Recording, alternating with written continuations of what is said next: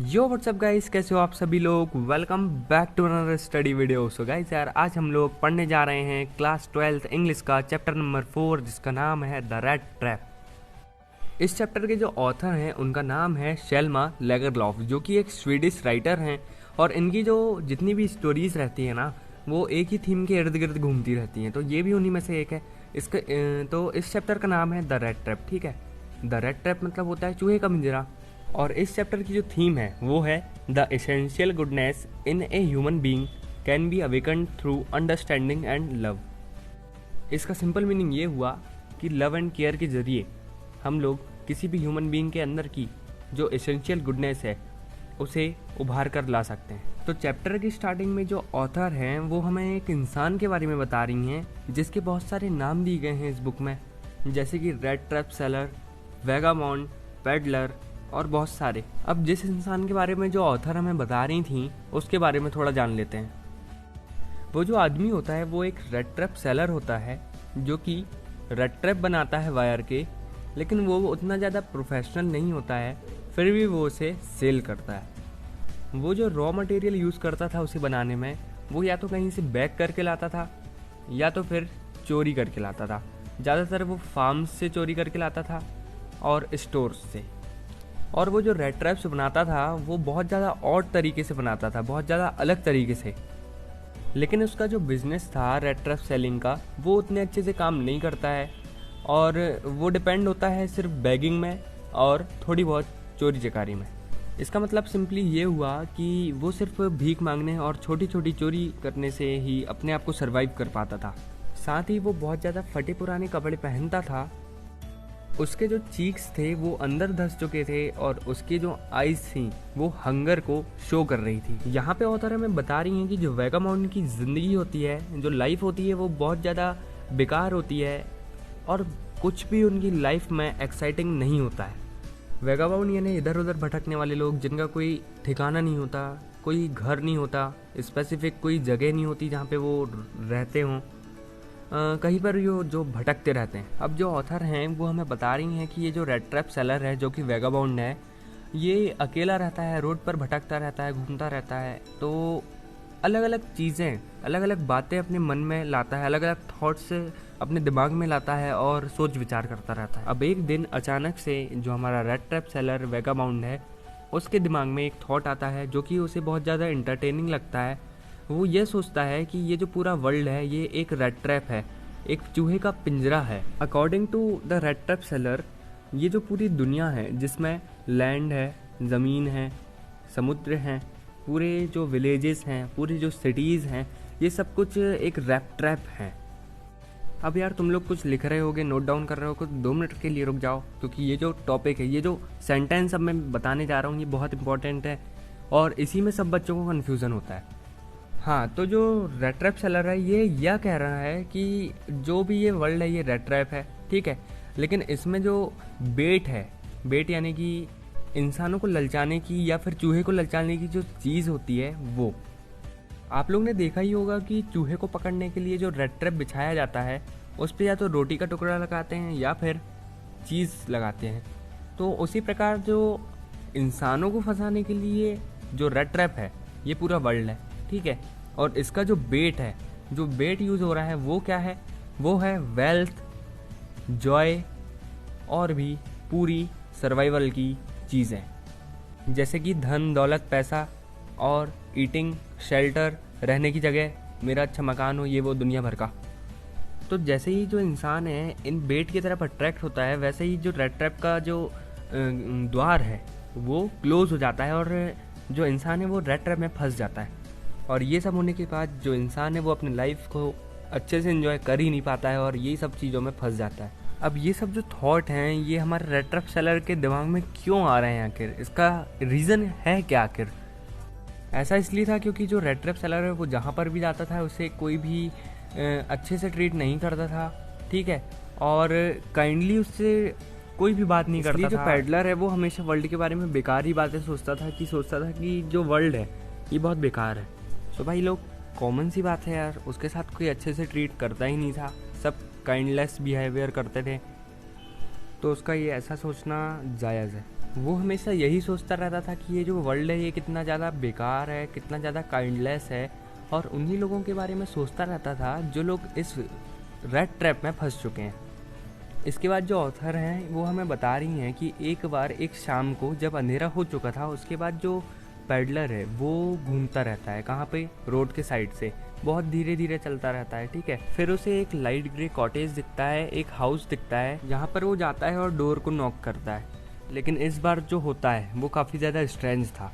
हमेशा जब भी वो किसी के पास शेल्टर मांगने जाता था तो लोग उसे एंग्री फेसेस बना के रिफ्यूज़ कर देते थे और कोई भी उसे अपने घर में रुकने नहीं देता था। लेकिन इस बार उसकी किस्मत तेज़ थी।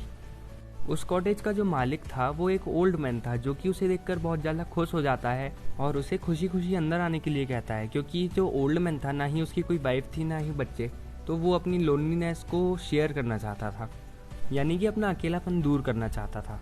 फिर वो जो आदमी होता है वो जाता है बहुत स्पीड से और जाकर पोरेज लेकर आता है। पोरेज एक तरह की डिश होती है सूप जैसी, जिसे ग्रेन से बनाया जाता है, और फिर वो स्पॉट को फायर में रख देता है पकने के लिए। फिर वो आदमी उसे सपर ऑफर करता है, सपर यानी कि लाइट डिनर, और फिर वो एक टोबैको रोल में से एक स्लाइस काटता है अपने और उस स्ट्रेंजर के लिए, जिससे वो दोनों स्मोक कर सकें। उसके बाद वो एक पैक ऑफ कार्ड निकालता है और फिर वो लोग मिजोलिस खेलते हैं, यानी कि एक कार्ड का गेम होता है वो।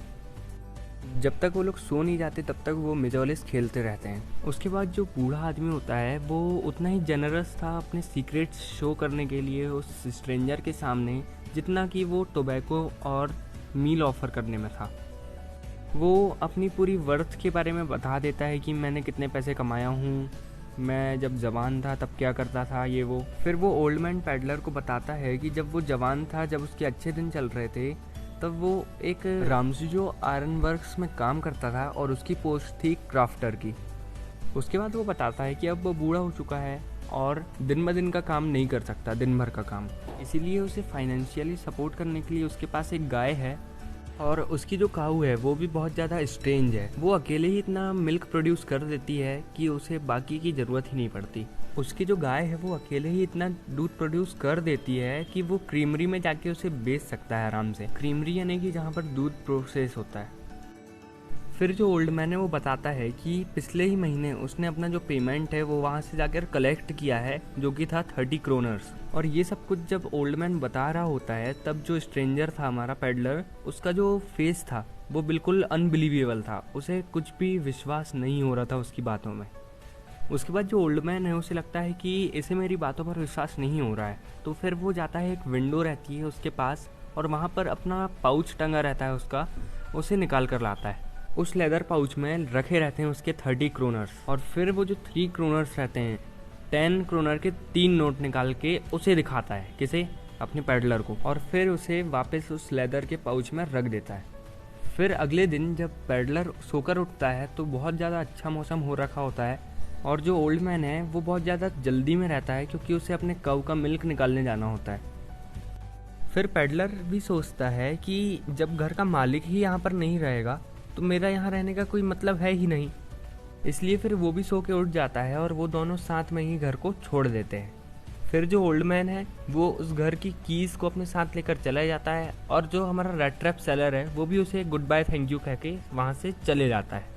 उसके ठीक आधे घंटे बाद जो पैडलर है रेड ट्रैप सेलर, वो वापस आता है वहाँ पर, और फिर डोर के सामने खड़े होके कुछ नहीं करता, सीधे जाता है विंडो के पास और विंडो से जो विंडो की पेन रहती है उसे तोड़ देता है, यानी कि विंडो की ग्लास को तोड़ देता है, और लेदर पाउच में जो 30 क्रोनर्स रखे होते हैं वो उसे निकालता है और अपनी पॉकेट में डालता है, और फिर वो जो पाउच था उसे जैसे कि वैसे ही लटका के वहाँ से फरार हो जाता है, मतलब वहाँ से चला जाता है। उसके बाद जब वो जा रहा होता है तो वो बहुत ज़्यादा खुश था, बहुत ज़्यादा अपने आप को स्मार्ट समझ रहा था कि मैंने इतनी बड़ी चोरी कर लिया, और वो ये भी सोचता है कि मैं हाईवे से नहीं जाने वाला, क्योंकि उसे डर था कि कोई भी उसे पकड़ सकता है।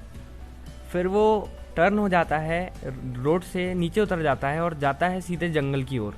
अब जंगल में शुरुआती कुछ घंटे तो उसके बेहतरीन गुजरे, लेकिन उसके बाद उसको डिफ़िकल्टी का सामना करना पड़ा। होता यह है कि वो चाहता था कि वो फॉरेस्ट में एक ही पाथ को फॉलो करे, एक ही डायरेक्शन में जाए और उस जंगल से बाहर निकले, लेकिन वहाँ के जो रास्ते थे वो बहुत ही ज़्यादा कंफ्यूजिंग थे। फिर वो आगे बढ़ते जाता है, चलते जाता है और फिर बहुत देर चलने के बाद उसे रियलाइज़ होता है कि यार ये तो वही जगह थी जहाँ पे मैं शुरू में था, यानी कि वो भटक रहा था वहीं भूल भुलैया जैसे। उसके बाद वो जो फॉरेस्ट था वो टोटली उसके लिए कंफ्यूजिंग हो गया था, पूरी तरह से, पूर्णतः। उसके बाद वो अचानक से अपने वही पुराने वाले थॉट्स को याद करता है जो वो दूसरों के लिए सोचा करता था कि ये वर्ल्ड एक रेड ट्रैप है, और अब वो सोचता है कि अब मेरी भी बारी आ गई है, मैं भी इसमें फंस चुका हूँ। फिर वो सोचता है कि मैं भी रेड ट्रैप में फंस चुका हूँ और मेरा बेट था लालच। फिर उसे जंगल में जो कुछ भी दिख रहा होता है, जैसे कि बड़े बड़े पेड़, छोटे पेड़ पौधे, घास, टूटी हुई टहनियाँ और भी बहुत सारी चीज़ें, तो वो सोचता है कि ये सभी ने मुझे कैप्चर कर लिया है और ये ऐसा प्रिजन है जहाँ से मैं एस्केप नहीं कर सकता।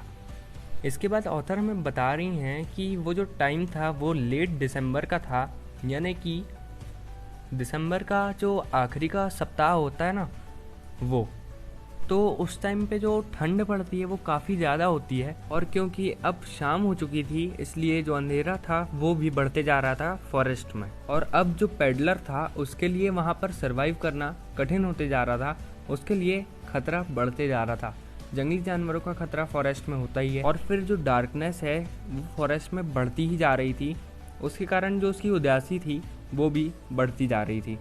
फिर वो बहुत ज़्यादा थक जाता है और फिर अचानक से ग्राउंड में गिर जाता है। वो सोचता है कि उसका अब आखिरी समय आ गया है, अब वो मरने वाला है। फिर जैसे ही वो ग्राउंड पे अपना सिर रखता है उसे एक आवाज़ आती है। वो आवाज़ ऐसी थी जैसे कोई लोहे पे हथौड़ा मार रहा हो। तो वो तुरंत समझ जाता है कि आसपास में कोई आयरन मिल है। तो वो जो आयरन मिल थी वो वही वाली आयरन मिल थी जिसपे हमारा जो क्रॉफ्टर था, ओल्ड मैन, वो काम किया करता था यंग। उसके अंदर एनर्जी नहीं रहती है लेकिन फिर भी वो पूरा स्टेमिना गैदर करता है, पूरी अपनी एनर्जी लगा देता है उस आयरन मिल तक पहुंचने में। तो वहाँ पे वो देखता है कि जो आयरन मिल है उसमें बड़े बड़े फैंस लगे हुए हैं। वहाँ पर एक बहुत बड़ा सा फर्नेस था जहाँ पर चारकोल डला हुआ था और कोल को घुमा रहा था एक व्यक्ति, और वहाँ पर वो देखता है कि जो आयरन मास्टर है वो बैठा हुआ था और उसके जो वर्कर्स हैं काम करने वाले वो सब लोग बैठे हुए थे। वो लोग एक एक करके जाते थे और उसे आयरन को जो पिघलता रहता है उसे घुमाते थे जाकर। तो अब वहाँ की सिचुएशन ये थी कि वाटरफॉल की भी आवाज़ आ रही थी, पानी भी गिर रहा था तो रेन की भी आवाज़ थी, और जो टिन लगी थी उस पर पानी गिर रहा था तो पट पट आवाज़ आ रही थी। तो फिर वो जो पैडलर है वो मिल की पोर्च में एंटर होता है, और फिर भी जो वहाँ का ब्लैकस्मिथ होता है, मास्टर ब्लैकस्मिथ, वो उसे नहीं देखता है। फिर आखिरकार जब जो पैडलर है वो ब्लैकस्मिथ के मुंह के सामने खड़े हो जाता है सीधे जाके, जब वो उस पर ध्यान देता है। फिर जो पैडलर होता है वो परमिशन मांगता है उस ब्लैकस्मिथ से यहाँ पर रुकने के लिए कि आज रात मैं क्या रुक सकता हूँ यहाँ पर फर्नेस के पास, क्योंकि बाहर बहुत ज़्यादा ठंड है। तो जो मास्टर ब्लैकस्मिथ होता है वो नॉड कर देता है, नॉडेड मतलब सिर हिला देता है, जिसका मतलब था हाँ ठीक है। ब्लैकस्मिथ के लिए ऐसा करना कोई बहुत बड़ी बात नहीं थी, क्योंकि अक्सर लोग आते थे वहाँ पर फॉरेस्ट में भटकते भटकते और वहाँ पर रुकते थे। फिर जो पैडलर है वो भी जाकर फर्नेस के साइड में सो जाता है, अपने गर्दन के नीचे एक आयरन का पीस रखता है और चेहरे पे अपनी हेड रखता है। अब क्या होता है ना कि जो आयरन मिल होती है उसका जो मालिक होता है वो था आयरन मास्टर। तो आयरन मास्टर चाहता था कि पूरे कंट्री में सबसे बेस्ट आयरन वो दे, वो प्रोवाइड करे, तो वो कभी भी इंस्पेक्शन में आता रहता था। फिर आयरन मास्टर आता है नाइट में इंस्पेक्शन करने, तो वो देखता है कि हाँ सब चीज़ ठीक है। फिर वो उसकी नज़र पड़ती है अपने पैडलर के ऊपर जो कि फर्नेस के साइड में सोया हुआ था, और जो पैडलर था उसके कपड़ों से धुआं निकल रहा था। अब कपड़ों में से धुआं इसलिए निकल रहा था क्योंकि वो बाहर से भीग के आया था पानी में, ठीक है, और फर्नेस के साइड में सोया था, इसलिए गर्मी के वजह से एवेपोरेशन हो रही थी और धुआं निकल रहा था। एक्चुअली वो धुआं नहीं, भाप थी।